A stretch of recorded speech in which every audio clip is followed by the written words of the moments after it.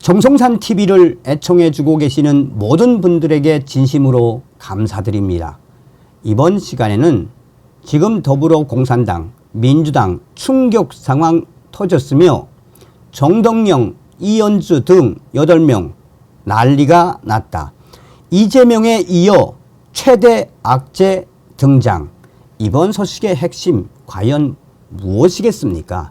지금 현재 더불어공산당, 민주당이 전과사범 이재명의 사법 리스크에 얼마나 괴로워하고 있습니까? 이런 마당에 정동영, 이현주 등 민주당 의원 8명 선거법 위반 검찰에 송치가 되지 않았습니까?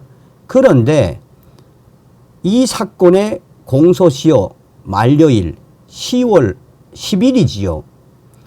정치권에서는 다음 보궐선거는 역대급이 될 것이다 라고 예측하고 있습니다. 정성산TV 좋아요, 구독, 알림은 큰 힘이 되겠습니다. 후원해 주시는 모든 분들께 가열차게 멸공.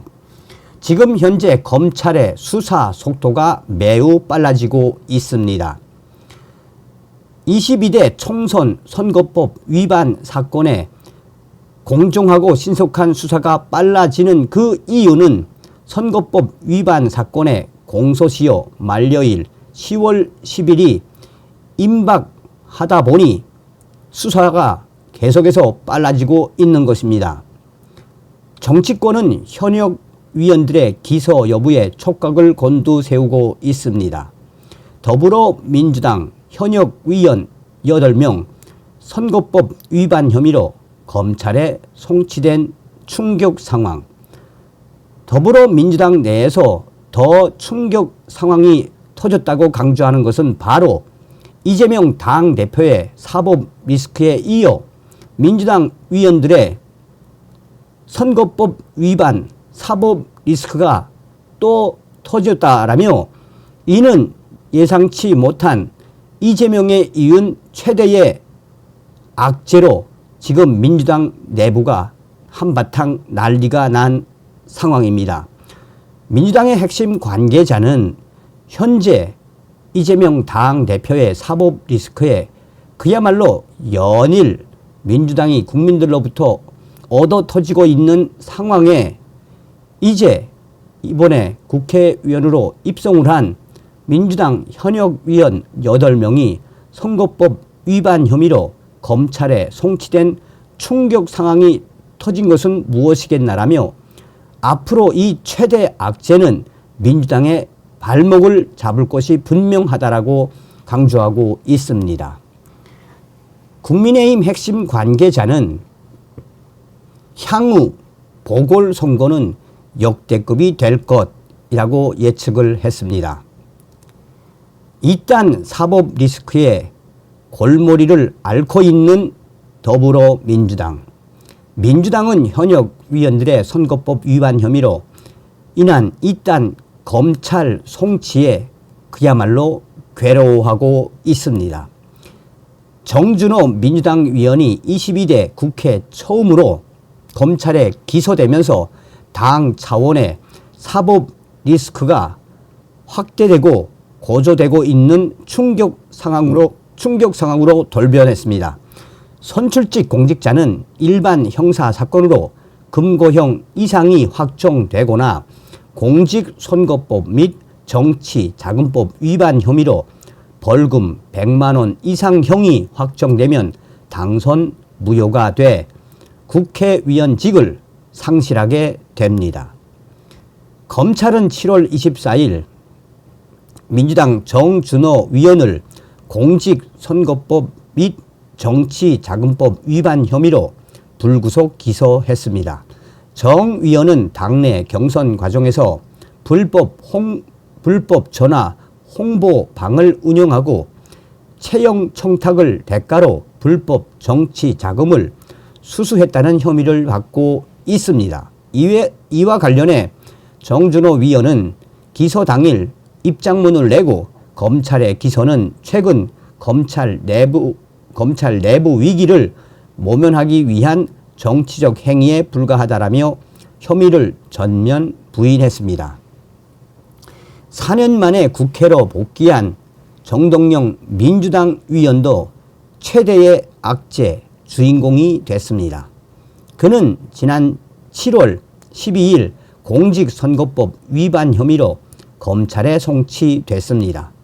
정동영 위원은 지난해 12월 한 언론사의 여론조사 과정에서 지지자들에게 20대들은 죽으라고 여론조사 전화를 안 받는다.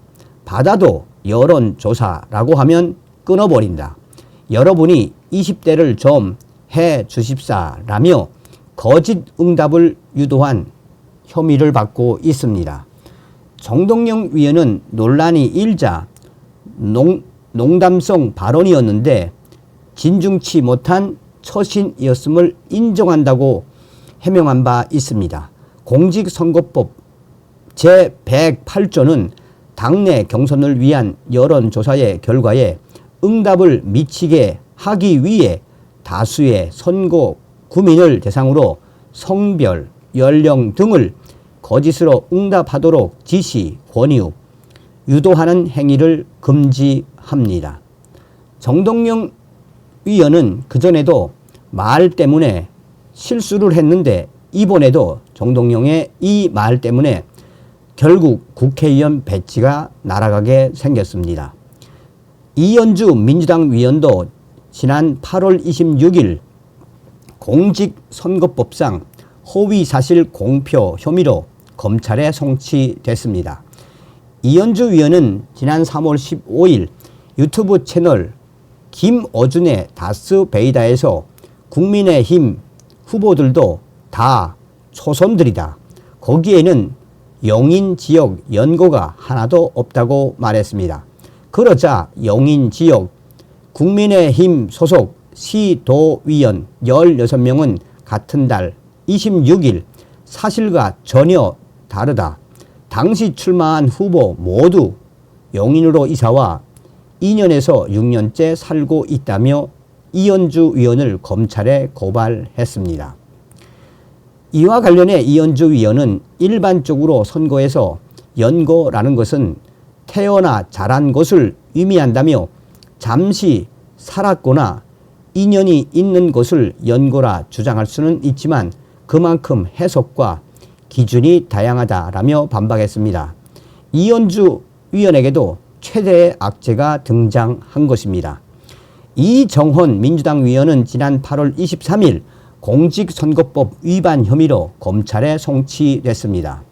이 의원은 공직선거운동 시작 전 캠프 자원봉사자들에게 현금 봉투를 뿌렸고 또한 캠프 관계자들에게 당선되면 국회로 같이 가자는 내용의 충격적인 메시지를 보낸 혐의를 받고 있습니다.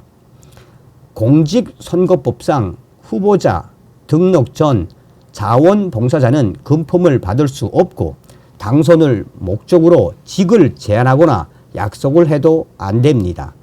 이와 관련해 이 의원은 고발 당시 저의 낙선을 목적으로 꾸며낸 음해성 허위 사실이라며 혐의를 전면 부인했으나 이는 그의 주장에 불과합니다.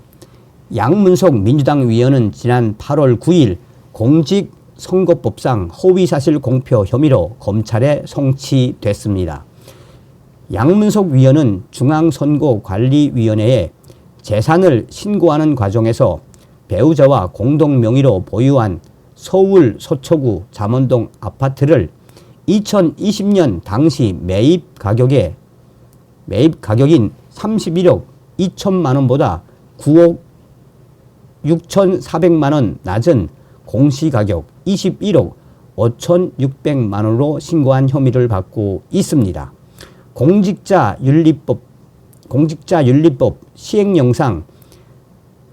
공직자윤리법 시행령상 공직선거 후보자는 소유 부동산을 신고할 때 공시가격과 실거래 가격 중 높은 금액을 기재해야 합니다. 이와 관련해 양 위원은 6월 24일 경찰 조사를 마친 뒤 취재진에게 실거래가가 현 시세를 말하는 건지 아닌지 실무자가 헷갈렸던 것 같다며 혐의를 인정하는 취지의 발언을 한 바 있습니다. 이상식 민주당 위원은 8월 13일 공직선거법 위반 혐의로 검찰에 송치됐습니다. 이 의원은 재산 신고 과정에서 현금 재산을 5억 원으로 신고했다가 다음날 3억 5천만 원으로 수정하고 31억 상당의 배우자 재산, 미술품 14점을 신고했다가 다음날 17억 원 상당인 13점으로 수정하는 등 재산 축소 신고 혐의를 받고 있습니다. 이뿐이 아닙니다. 여기에 이제 김문수 민주당 위원 검찰 송치, 박용갑 민주당 위원 8월 13일 공직선거법 및 개발 제한 구역, 그린벨트법 위반 등 혐의로 검찰에 송치, 박균택 민주당 위원 당선 무효 위기에 처했습니다. 박균택 누군지 아시죠? 박균택 민주당 위원도 당선 무효 위기에 처했습니다. 광주시 선관위는 지난 8월 21일 박균택 위원의 회계 책임자 A씨를 공직선거법 위반 혐의로 경찰에 고발했습니다. A씨는 총선 당시 선거 비용 제한액의 200분의 1 이상을 초과 지출한 혐의를 받고 있습니다.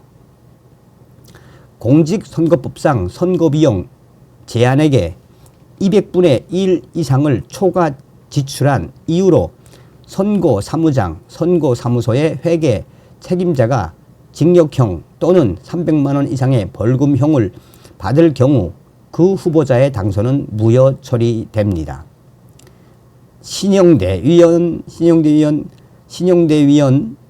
공직선거법 위반 및 뇌물수수 등의 혐의로 검찰에 소환 조사를 받았습니다. 자, 이 민주당 이외에 공직선거법 위반 의혹으로 불거진 현역 위원도 또 있죠. 여기에. 김종민도 민주당에다가 나갔죠. 김종민도 이 현재 지금 검찰에 송치가 됐습니다.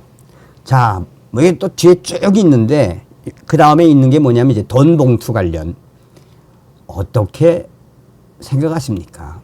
저 더불어공산당, 더불어범죄당, 이 전과사범 이재명부터 시작해서 대부분이 다 범죄 경력을 가지고 있는 저자들. 다음 시간에 뵙겠습니다. 멸공.